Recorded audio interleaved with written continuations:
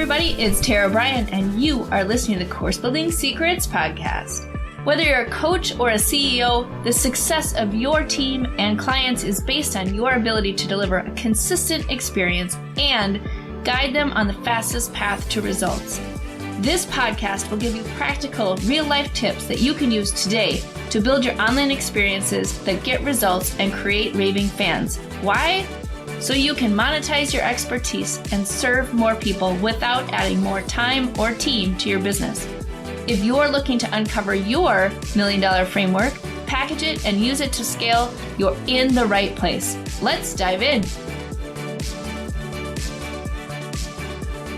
Hey everybody, it's Tara Bryan, and you are listening to Course Building Secrets. Today, I have a special guest, Steve Werner from Monetize Your Tribe, and I am so excited to have a conversation with Steve today about some course building secret tips. So welcome to the podcast, Steve. Give us a little bit of your background and what brings you to this podcast today. Sure. Thanks for having me, Tara. I help people build live events and do public speaking engagements. I help them build stage presentations that sell without being super salesy.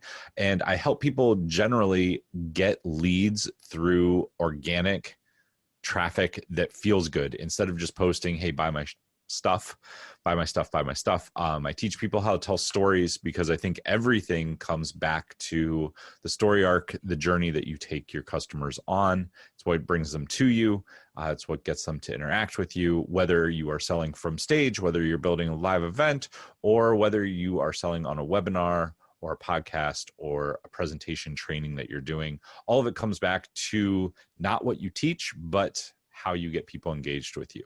Mm-hmm. Yeah, for sure. That's awesome. And I love that because so often, especially with courses, people just like want to teach their stuff, right? They want to teach all the information, and it's really about how do you engage them? How do you tell them stories so they can connect with what you're teaching and actually get results? So that's amazing. And I have to say that, so Steve and I met like 3 years ago, 3 years. 4 years, 3 years, 3. It's crazy. Maybe 4. It might be 4. Jeez. It may be 4. It's been a while. So Steve and I met through a coaching program that we were both a part of, and so we immediately connected and had just a great time on cruises and masterminds and live events and everything else. So I love, Steve, the story of how you got into doing what you're doing today. Can you share a little bit of that story with us? Sure. Yeah. I mean, I won't take you through the super long version. So I used to run fine dining restaurants. I worked in Vail, Colorado. I love what I did, but I had hit a ceiling. I was not going to make over like low 6 figures. And I owned a business in college, which I had sold, and I really still had this inner desire to do it. So I was like, I'm going to do it. And I love live events. I love public speaking. I liked connecting with people at live events. So I left Vail, Colorado. I moved to Las Vegas with about $27,000 in my pocket. I decided to hold a live event. I went down. I signed on the dotted line the day after I moved to Las Vegas for the largest space that Treasure Island offered for 1,400 people. And then I put together a live event, which sounds great, right? Except with 4 weeks to go, I had sold 2 tickets and I had spent all of my money. I had done every form of marketing that they try to sell you. Everything from, I had a professional website built, I had Facebook ads, this was before Instagram, or maybe in the beginning days. I didn't run any Instagram, but we ran banner ads. I was on podcast. I was on radio. I was on national radio. I was in print. I was in journals. I was everywhere. And nobody bought anything because I realized this is the secret, right? It doesn't matter what you sell. It really doesn't. Nobody cares. What they care about is how, can you market it? What's in it for me? And 90%, 95% of marketing is all about what you're selling, what letters are behind your name, all of that crap that nobody cares about. So you don't sell anything. I didn't sell anything. I woke up. So I went down, I begged them not to hold me The conversation was really pretty simple. I walked in, they had told me, they were like, are you sure you're going to be able to do this, when they sold it to me? And I said, yeah. Like so the thing was, I ran tons of huge events for Vail, 5,000, 6,000 person events. So I knew how to run the events really, really well. I knew how to speak really well. I like, those are the things that I thought that was the event. So I went in with 4 weeks to go, and they knew, like, no one, I was on the hook for a 150 person room block, which means that they expected me to rent 150 hotel rooms from them, as well as the meeting space, as well as food and beverage. And they knew that wasn't happening because nobody had reserved any rooms. Even the two people that I had sold lived in Las Vegas. So yeah, I went in, and the conversation was real short. It was, hey, if you guys hold me to this minimum, it sucks, but I'm just going to file bankruptcy because I don't have any money and I don't have anyone coming to the event. I'm really sorry. I don't know what to do. Please forgive me. Like, I want to do whatever I can to make this right. That's why I'm here. And they let me out of they said, well, we think we have somebody else who is interested in that weekend. Even though it's 4 weeks out, we'll just keep your deposit, which was $5,000, and we'll let it go. So from there, I moved into a friend's utility room, which was like a 8x8 closet off their laundry room. They believed in me, though. They were sitting next to me at the bar, at the Frog Bar in Treasure Island, the day that this all went down. And she looked at me and she was like, well, what do you want to do? Because I'd been contacted by headhunters to go back to restaurants. I could go, I mean, once you've dominated the restaurant industry, and done really well in it, you can go get a job. Although now with COVID, you can't, a little bit different, but they were like, what do you want to do? And I said, well, I believe in what I'm doing. I just need to figure out how to sell it. And maybe instead of having this gargantuan, BHAG goal, maybe I just need to like figure out how to do like 50 people or something. So the next event, the short version, I'm trying to keep this really short. Sorry, Tara. It's okay. It was great. The short version, I moved into their utility room. I had a little bit under $5,000 left on a credit card. I think I had maybe $1,200 in cash. So I started going to the library, and I got all the books on marketing, like all of the books. I like to read. I was raised by two teachers, so I read a lot. I got all the books on marketing. I was like, marketing can't be that hard. I'm sure I can figure this out. Most of the books say the same thing, which is tell people what's in it for them. Like that's, if you boiled it down to one thing, that's it. But in that group of stuff, I found a course by Dan Kennedy, who, if you don't know who Dan Kennedy is and you're listening to this, you should Google him. He is like the godfather of modern day marketing. He came out in the late 70s, early 80s. He was responsible for a lot of direct mail pieces. Everyone great, literally everybody great has come from him. Russell Brunson, Frank Kern, Joe Polish, Eben Pagan, you name them, they came from his stuff. So I found this course that he still sells the course for $2 or $3,000. It's called Butts and Seats. And somebody had donated it. It was on cassette tape. Do you have to find a cassette tape somewhere? Well, or like a tape recorder? My car at the time had a cassette player, and I think I listened to it a couple days later. I listened to it driving somewhere, because I remember I just grabbed, like I went to the library and grabbed a bunch of crap, right? I was like this and this and this, and I was like, oh, Butts and Seats, that sounds like something I need because I'm holding a live event. Threw it in. I don't even think it knew it had tapes in it. But it was in like that like cheesy plastic, like hard clamshell case.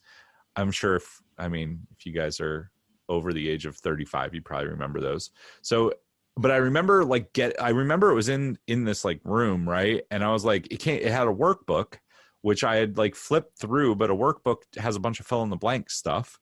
It had some writing, but then I was like, I don't know, like it's tapes. I don't have a tape player, but I listened to one of the tapes driving.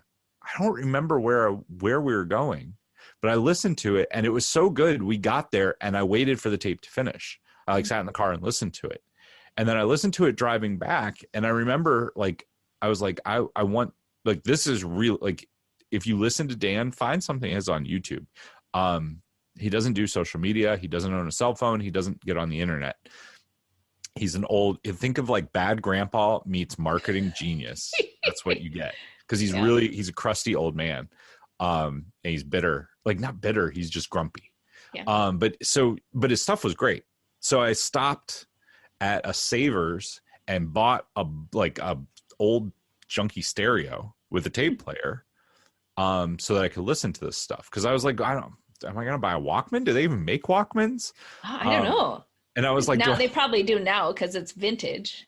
Yeah. They're probably, and it's like $900 or something. Yeah. $997. You get to walk around in style. So I listened to that course, the short story. I listened to the course, and through that course, I literally followed what it said. I filled out the workbook. This is the thing.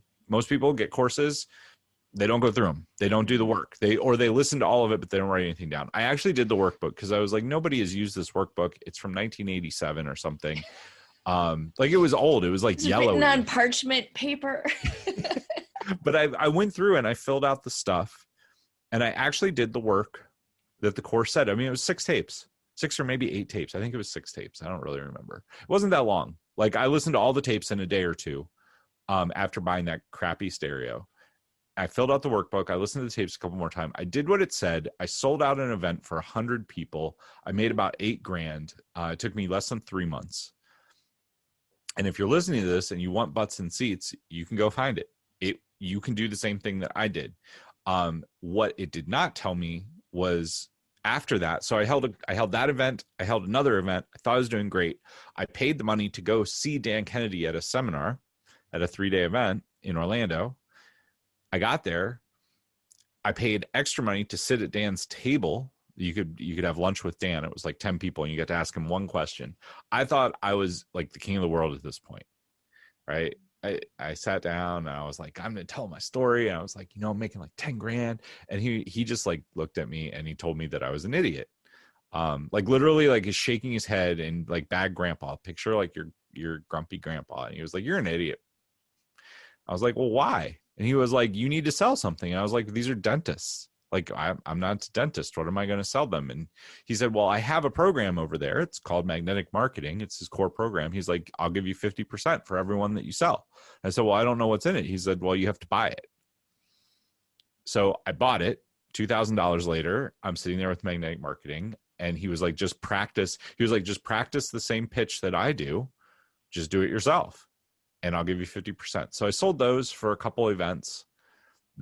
I think I sold it for 2 events because then I paid more money to join Dan's program, which the thing that I got out of that was build your own course, build your own stuff, build what you want to sell. So I started off by selling marketing consulting. Then I sold Facebook ads. Then I learned I hated Facebook ads.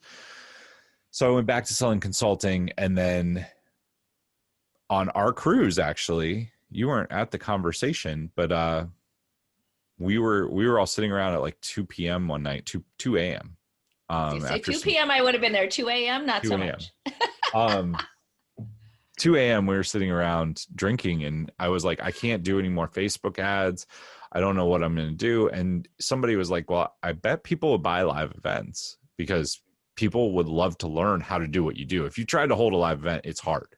It is a challenge to fill the room for sure. Nobody tells you that. Baseline price, you're going to spend $500 to $600 per person for an event over 10 people. If you 10 or under, you can do pretty cheap because you'll have enough warm audience, you can fill it. But beyond that, if you're putting cold people in the seats, $500-$600 at minimum per person. And nobody tells you that. So yeah, I left that night. We found all of my Facebook people a home at another Facebook ads agency. And then I started teaching people how to do live events. That was 2 years ago. It went great until COVID hit. And now I've been helping people a little bit online if they're doing webinars or if they are selling through a virtual event. We do coaching on how to present, how to tell great stories, how to move people along and teach lessons while telling them stories, keep them engaged, which is really, if you have them in a room, you can make them jump, you can make them sit, you can make them give each other high fives, you can do things to get engagement, right? Virtual events, it has proven to be harder, but it is still possible. And if you look at the virtual events that are doing really well, it's because they have massive engagement and they figured out that piece. So. Yeah, super cool. Oh, there's so many things about this story that I have follow-up for. The first thing is All the things. What? Sorry. All the things. There's all the things. There are so many things.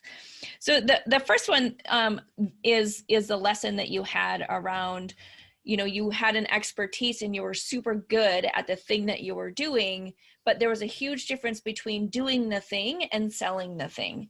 And I think that that's such a good lesson. And so I appreciate you going through that part of the story, because that's what we deal with so many times as experts, is like, you're so good at your thing that you think, well, it's just like people are paying me for that thing, and they are, but in order to attract them to you, to actually be able to teach them the thing, you have to learn from their perspective what they need in order to get to that place, right? So like you were saying, the stories and the connection of like what is going on with your learner or your prospect that will tip them over that they need to have this thing. And so that was such a great lesson, an expensive lesson, unfortunately for you, but such a great lesson. And I think that that's so typical when we go from being the expert at something to trying to sell our expertise. I was working with a gentleman who spent a year building out his course, and it was amazing. And it had all sorts of different animations and different things in it. And it was like his crowning achievement, right?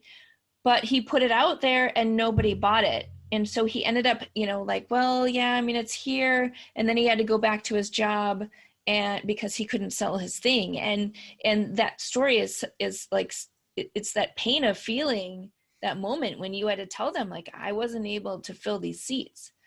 And I love that. And I love the tenacity that you had to go out and figure out how to do that. And find the right resources and mentors who could help you do that. And Dan Kennedy is well known for that. And I love that there were cassette tapes, because that just, like back in the day. Yeah, I mean, I'm sure that, like, I wish that I've thought about that moment a lot, because like, what would have happened if I would not have grabbed those tapes, right? Like, I don't think that I would have held another event, because I wasn't at that point. I knew I wanted to hold another event, but I literally was like, I was reading all these marketing books, and none of them speak about live events. They all speak about sales or like USP or like all the marketing stuff, right? Like marketing messaging, copywriting. But I'm like, it's a live event. Like and I was like spinning, I think it was like probably 3 or 4 or 5 weeks after, because I was skimming like a book a day. That was my goal. It was when Tai Lopez was all the rage with, I read a book a day, blah, blah, blah. I'm here in my garage. And I was like, well, I can skim a book a day. Right. And I was learning stuff, but it wasn't anything. So we're down a rabbit hole, but like, what would have happened if I would not have picked up those cassettes? Or what would have happened if I wouldn't have been like, oh, I'll listen to it in my car. Maybe there's something good on here. It just would have taken you longer, right? I mean, know you're tenacious. You would have kept going and finding the answer, but it would have probably taken you longer, because, to not have the right mentor to help, kind of give you the fastest path to how to get somewhere, right? Give you those steps. Like, you followed his steps, you took action, and that's what allowed you to get to that next level.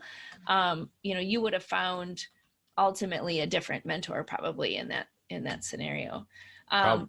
So the next thing that I wanted to talk about was sort of this transition that you had from going and doing the thing all the time to, how do I package this differently so I'm not just doing one-on-one services or that kind of churn of having the clients, because I think that's the other thing that, you know, the online course builders that I'm working with are, you know, they sort of found themselves in that trap of doing one-on-one services, one-on-one coaching, one-on-one consulting, and they've kind of reached that ceiling of, you know, I'm tired, I'm burnt out, I'm just constantly repeating myself. I call it 50 first dates, right? Like you're literally like doing the same thing over and over, and like you love working with the people, but you know that there's got to be a better way to do it. And that pivot that you took to think about, like, how do you package your thing? How do you sell that thing on the back end of that engagement? So you get that momentum, you get that next quantum leap up. Talk to me a little bit more about that. Sure. So actually this, I don't know if you've heard this or not, but what happened again on a second cruise that we did this year. So much happens on those cruises. Those cruises are awesome. I'm sad we're not doing one this year. So on the cruise this year, so what, 9 months ago now, 10 months ago? We're in October, 10 months ago. I was having dinner with somebody and they said, like, I knew who they were. I think we had talked once or twice in passing. And they said, I know what you do, but I've never gotten on a call with you because I didn't know if you were any good at what you did. And I said, well, what do you mean? And they said, well, we've seen you talk about holding live events. We've seen you talk about speaking, but you don't have a course. If you would have had a course, we would have bought it. We don't do anything with anyone. He was like, we buy the course, and he's like, we skim through it and we see to know, because it tells us if you know how to actually talk about what you're doing. It lets us know whether or not you are anything. Because I was really taken back because you and I have talked, but I never built a course because I was always like, nobody does them anyway. I just sell high ticket. I don't need that. Mm-hmm. So that started playing in the back of my head a little bit. We ended up having a couple more conversations. They no longer needed the service that I offered. They had figured out how to do it a different way. But we had a few more conversations around that, but I kept replaying that. And then COVID happens, right? Mm-hmm. And so, I mean, March of this year, I had to refund like almost 6 figures to people who were my clients, who I was supposed to help build a live event, who were no longer having live events. When that happens, like that was a hard day, right? Like looking at my bank account go from being really healthy to really not healthy. That starts to burn down a little bit. And I start to look at like, okay, what am I going to do? So I was like, well, this course thing is still playing. So the thing that I want you to think about, the best teacher that you ever had in high school or college. And if you remember why he was a great teacher or she was a great teacher, it was because they knew how to package the information in a way that was engaging and was told through stories. So this is what I teach people at live events. Mm-hmm.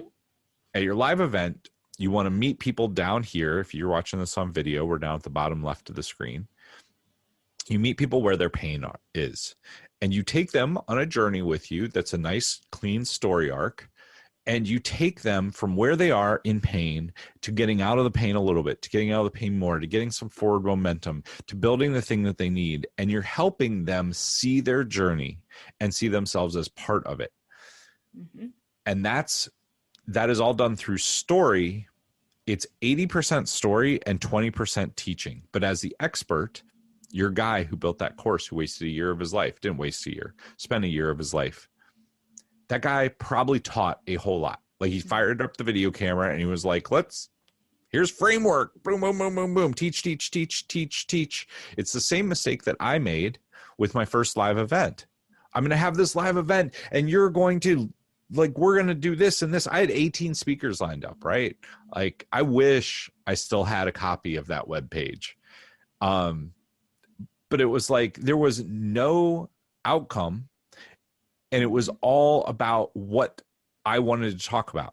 And that's Mm-hmm. Bad teachers, if you think to high school, college, bad teachers are the teachers who stand up and lecture and could care less whether or not you're listening. Well, if you want to know, you'll listen. We all say we want to be healthy and we're going to order salads and we all eat cheeseburgers because what feels good, right? And then Tara and I go for a run. Yes. But like the reason I bring the cheeseburger salad analogy up is we all say we want XYZ, right? But our brain tricks us. Oh yeah, if I want to learn, I'll listen. Yeah. When was the last time you sat down and listened to a solid 1 hour lecture where somebody just taught, right? You fall asleep, your eyes go into the back of your head. It's hard to pay attention. Your phone's grabbing you, Facebook's grabbing you, right? You have to engage people. And the way you do that is through story with little tidbits of information. Mm-hmm. So I thought about this. And I was like, well, that's what I teach people to do on stage. And that's what I teach people. Like, we build out the entire live event, but then we also build out all the marketing for the event, which is a 9-month lead up to the event. You start way, way out here with a lead magnet that gets people involved. And then you nurture them, build a like trust factor. Then you sell them the event. So I was thinking about all this and I was like, well, that's what I can teach people to do with their virtual event, with their webinar, with anything they're doing. Mm-hmm. So I know enough that you don't build the course first. You build the course with people. So I posted a couple times on Facebook. I emailed my list and I said, this is what I'm doing.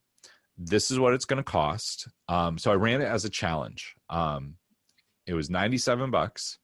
And I said, anyone who wants in can come in. This is what it costs. This is what you'll get out of it. This is the money back guarantee. It's being run as a challenge. And we ended up with, I ended up running the challenge several different times. I ran it 6 different times because I wanted to really flesh out the sessions and I wanted to get feedback because everybody had questions. So we did a couple of them free, a couple of them paid at $97, varying lengths. I played with everything that I could there. And then I just took the recordings and that became the course. I took the best version of each recording.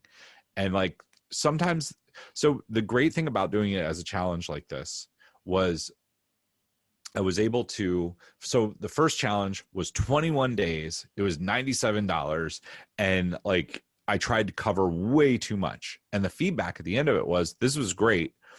I can't implement more than like a quarter of this. It's just too much.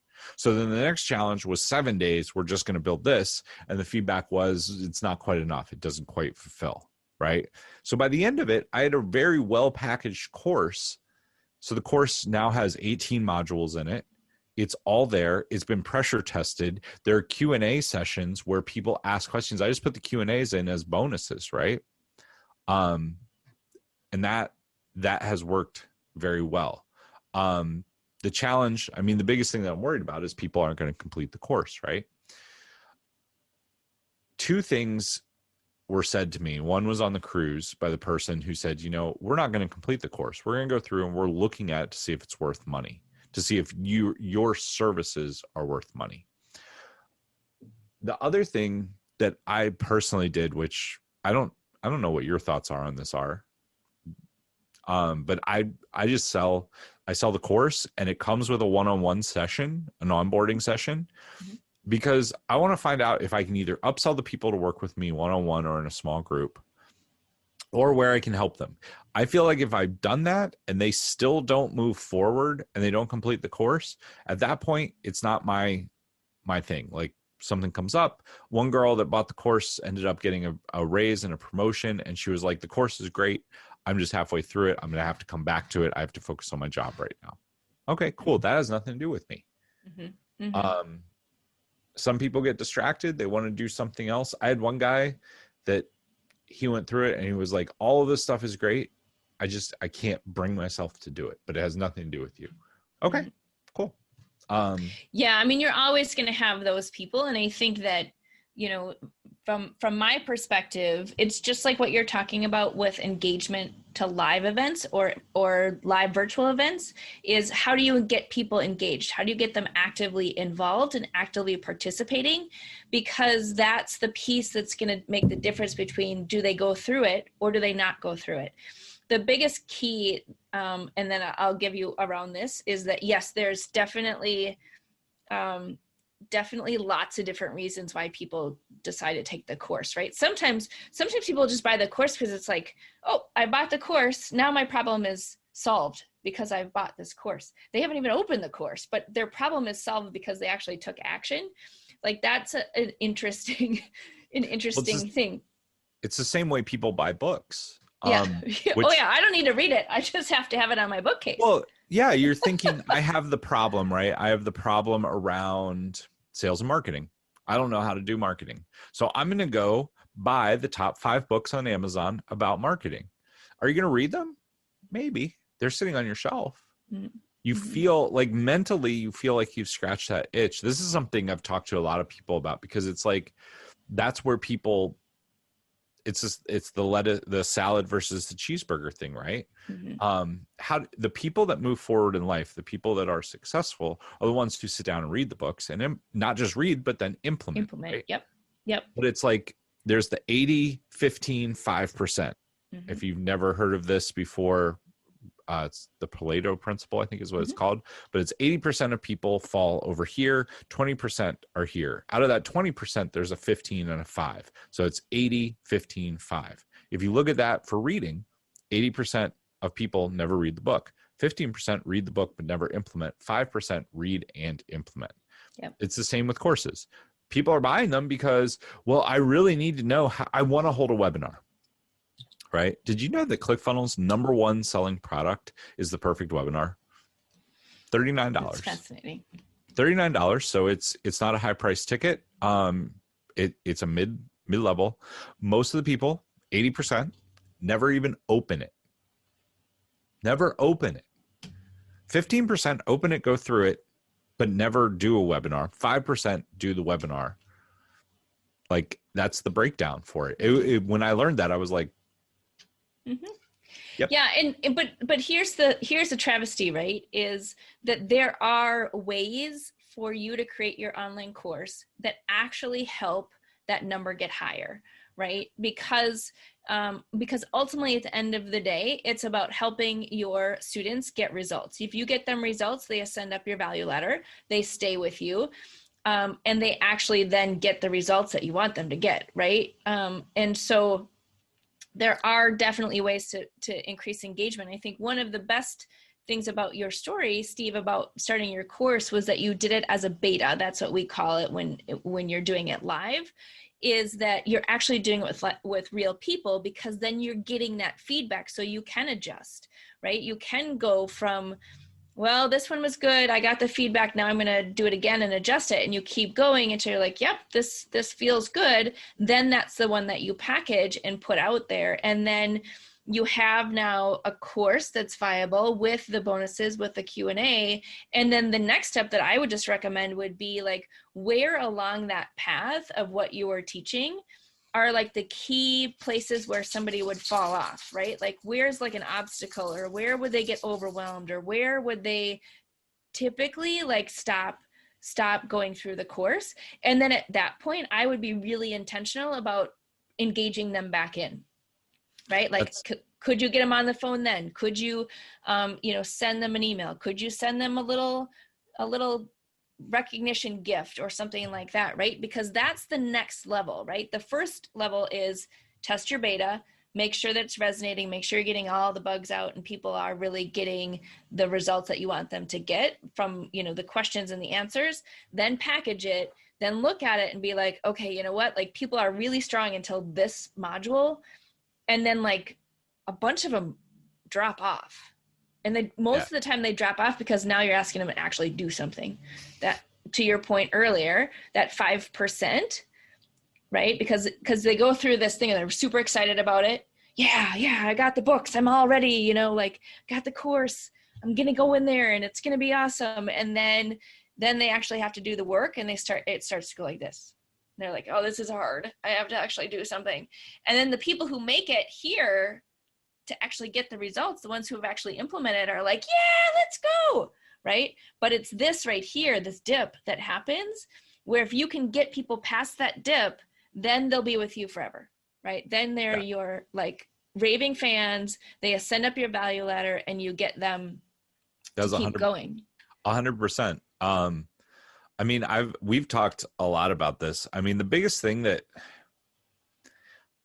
I've found, we've definitely talked about gamification and having outreach and sending them stuff in the mail. And I think all of that builds a much, much better course. Like having ways that jump on a call with me. I mean, that's the biggest thing that I've found. If they jump on a call, if they're stuck and they're willing to jump on a call, I can usually get them motivated enough to take action to move forward some. And that also builds that know, like, trust factor, and it will greatly lower. I mean, I don't knock on wood, I don't have a refund problem, but I think that's part of it too, because people can't look at you if you've gotten on a call with them. And it doesn't have to be a long call. My calls are 20 minutes. Hey, where are you stuck? What can I help you with? Does this make sense? What's your biggest question? They're not going to refund on you because they're like, well, he answered all my questions. I'm not the one doing it. I don't know if that's something that you find helpful, but the mailing them something, sending them a t-shirt, sending them anything just to make them feel like they move forward. Even you're recognizing their effort. So yeah. it doesn't have to be a big deal. It doesn't have to be expensive. It doesn't have to be over the top. Yeah, I mean, a postcard, a magnet. Like people love that stuff. I mean, I give out wristbands.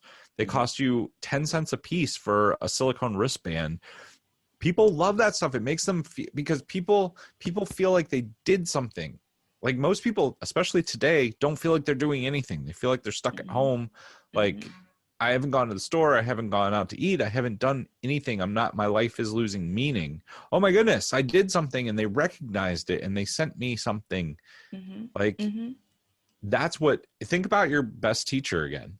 I bet your favorite teacher from high school, college, wherever, I bet that they recognized you for something. I bet they said like, hey, like everybody wants that feeling, right? Everybody wants the feeling of like, they noticed that I was special for some reason. If you can make your people feel special, they will continue to buy from you, even if you're not getting the result for them, because they feel special. Like that's, I don't know if that's no, 100%. And here's the beauty of it from a course perspective. Like you guys can automate all of that, right? So somebody feels special. Tara's whispering. Yeah, shh, don't tell anyone, it's a secret. It's definitely a secret, right? But you can automate all of that where you are putting in the course in different places where you want to recognize them. And then you like set it up and then like you're off doing your thing and somebody's getting recognized automatically because you've already set that up. All it takes is a little thinking ahead of time to be like, where along my path, where along the journey are there different milestones that I want to make sure that I recognize out of my students? And so it could be a phone call.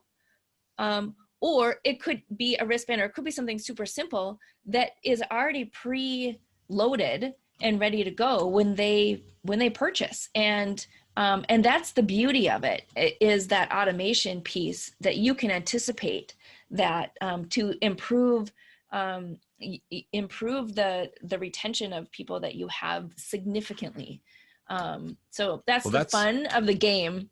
And it's the same as live events, right? Like as you're finding that you've pivoted from live events to now looking at, okay, how do I do virtual live events and help people really maximize their ability to connect with their people with virtual live events?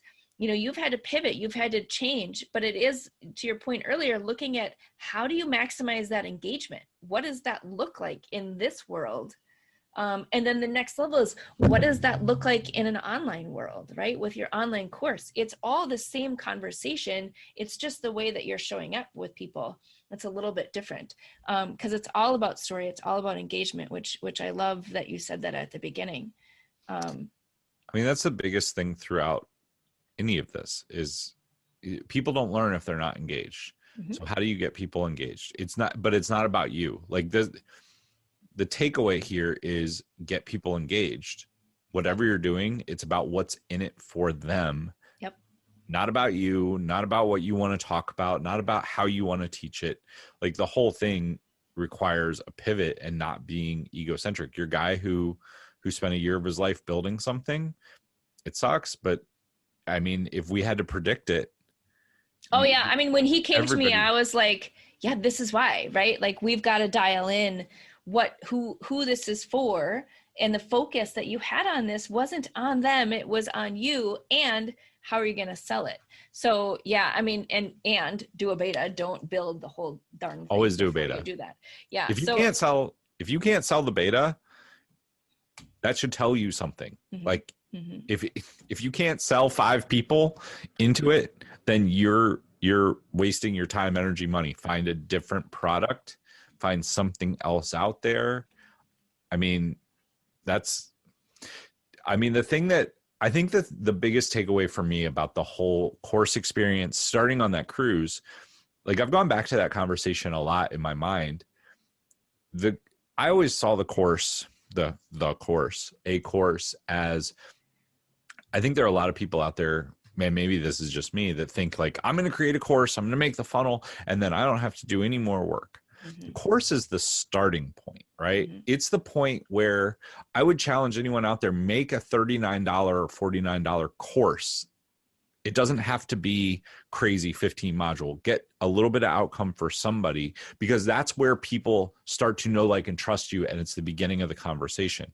For me, the courses that I've sold, then I get on a call with people, and then that moves them towards a consulting contract, which is really what I want to do. I like doing one-on-one, but I'm expensive. It's hard. Like when there's somebody who hasn't bought anything and I'm trying to sell them a $25,000 offer, that's a challenge. But once they've spent $3,000 with me, they've had a few sessions and they've seen how I work, that offer is a lot easier. Right. And I think that is kind of my mental shift. I mean, I still don't push the course nearly as hard as I should. It's not my favorite thing to sell, but I think that it definitely holds a great space and it does what it's supposed to do. Like the expectation change was the biggest thing for me, I think.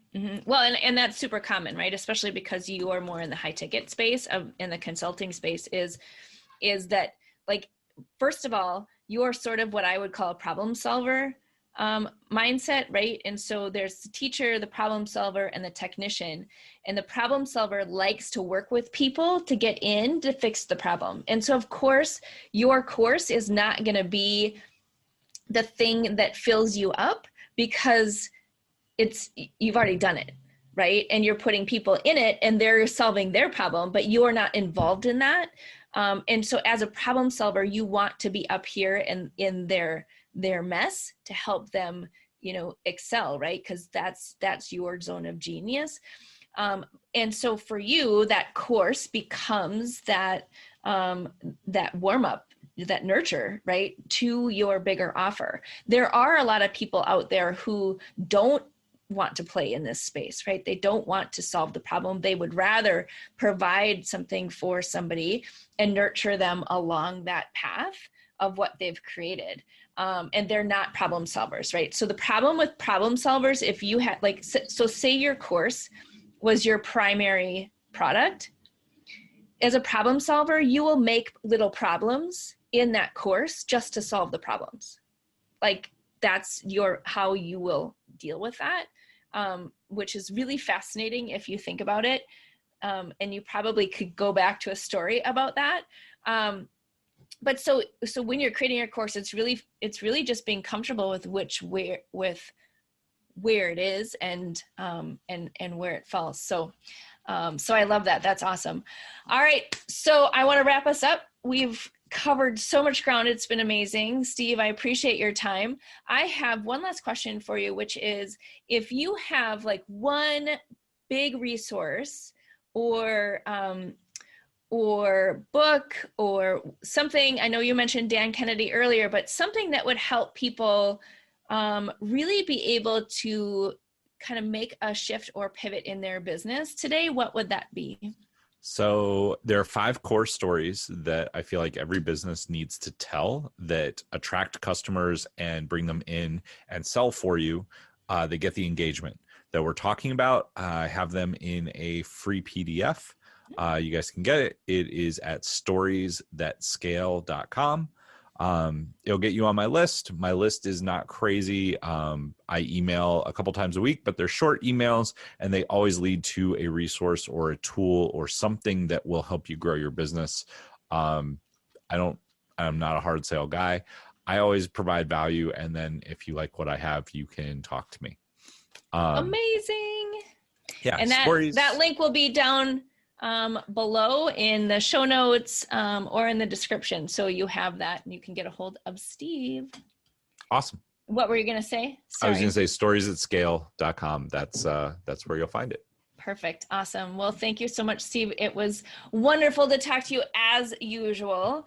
Next time, we're going to dive in and talk about our camera equipment in some future episode when we give tips for how to enhance your equipment, because Steve has created this amazing set and equipment that we all need to take notes from. So that will be the next episode with Steve on the Course Building Secrets podcast.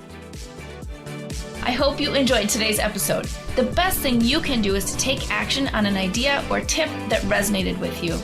To help you take action, I have a free gift for you that you can download in the show notes. During each episode, we publish an action plan worksheet and other helpful takeaways from our speakers in the Course Building Secrets Creators Lab. To register for free, click on the link in the show notes. Enjoy.